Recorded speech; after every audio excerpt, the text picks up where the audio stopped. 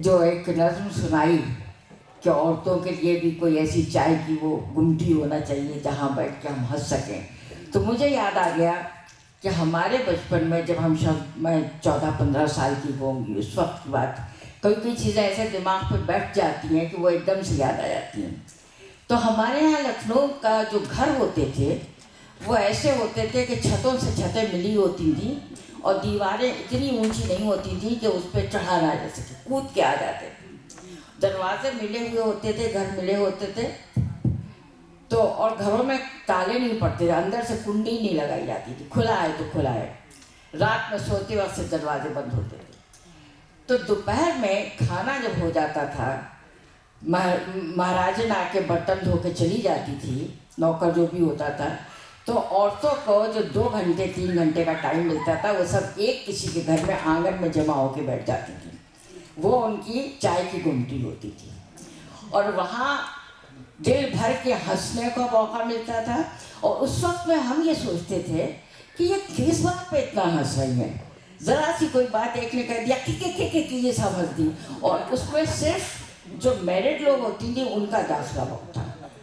اور اگر جس کی شادی طے ہو جاتی تھی اس کو بھی بلا لیا جاتا تھا، اور وہ پتہ نہیں کیا جملے بول دیتی تھی کہ وہ شرما جاتی تھی، باقی سب ہنستے لگتے تھے۔ ہماری سمجھ میں بیوقوف، ہم بہت بیوقوف تھے اس وقت میں،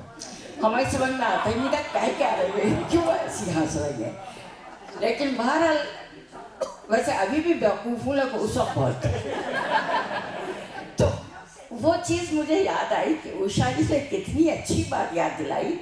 کہ ہمیں بھی تو ہنسنے کا چاہیے نا۔ اور وہ اس زمانے میں نہ کسی پارٹی ہوتی تھی، نہ ایسی کوئی جگہ ہوتی تھی کہ جہاں کلب ہوتا ہے سچ بن کے جاؤ، کھانا بنانے کے بعد جس ہولیے میں ہوتی تھی اسی ہولیے میں آ جاتی تھی، اور پھر ایک خاص وقت ہوتا تھا، ہاتھوں میں گھڑی نہیں ہوتی تھی مگر وہ پتہ نہیں کیسے پتہ چل جاتا تھا، اچھا بھائی چلیں اب چائے کا ٹائم ہو گیا، ابھی چائے بنانا ہے۔ تو وہ اس وقت فیلنگ تھی، احساس ذمہ داری،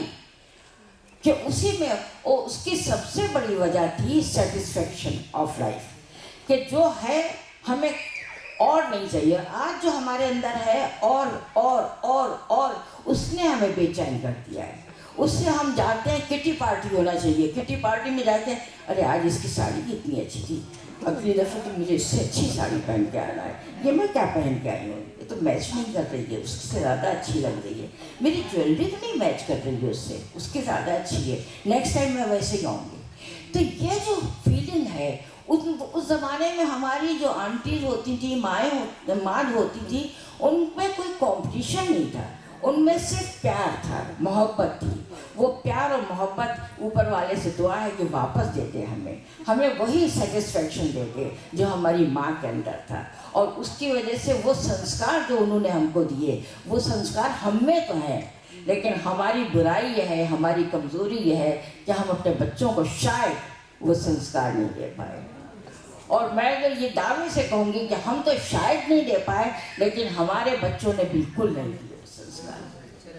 وہ بچے آج، اور ہم کو یہ حق نہیں دیا کہ ہم ان کو ٹوک سکیں، سب سے بڑی بات یہ ہے۔ اگر ہم کہتے بھی ہیں تو بچے چپ چاپ، جو بہت تمیز کے بچے ہیں، یا تو بدتمیزی اگر ہے تو فوراً ہمیں ٹوک دیں گے، یا پھر ماں سے جا کے کہہ دیں گے آج مما دیکھیے ننا نے ایسا کہہ دیا، اور ماں آ کے چپکے سے کہی مما چھوڑیے نا، کیوں آپ کہتی ہیں، ان کی لائف ہے۔ آج جن باتوں کو ہم شرم سے دوسروں سے کہہ نہیں پاتے تھے، آج گھر میں ٹیبل کے اوپر ڈسکس کی جاتی ہیں۔ تو وہ پتہ نہیں صحیح ہے یا غلط ہے، میں نہیں کہہ سکتی کہ ہم صحیح راستے پہ جا رہے ہیں یا نہیں، لیکن بہرحال زمانہ بدل گیا ہے اور اس زمانے سے ہمیں ایڈجسٹ کرنا ہے جب تک زندہ ہیں، اور خدا رکھے اس ICC کو زندہ سلامت کہ یہاں آ کے تھوڑا بہت تو ہمیں دل کی بات کرنے کا موقع مل جاتا ہے۔ Thank you.